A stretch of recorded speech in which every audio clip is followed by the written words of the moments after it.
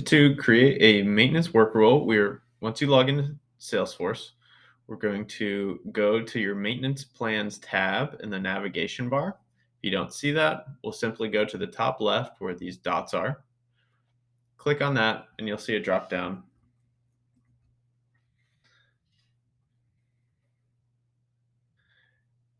You'll see your maintenance plans.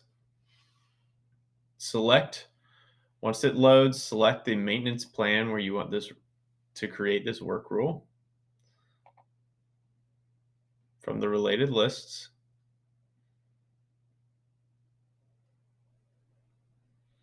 And it'll load onto that maintenance plans page. If you want to, it'll usually land you on the details page, uh, but we need to go to the related list view page. So we're going to click on related tab here. And if you scroll down a little, you'll see the maintenance work rules.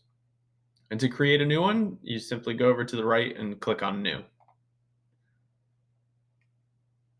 We're going to fill this out, fill out as many fields as you can. Anything with asterisk is required to be filled out prior to saving. It'll ask you to fill in the sort order, which is essentially the order in which the rules will run sequentially. And since this is the only work rule that we're creating right now, it's simply going to be one. And then you have to set the recurrence period on the bottom. So if you scroll down, it'll ask you how often you want this rule to run. And once it's all set, go to the bottom right and click save.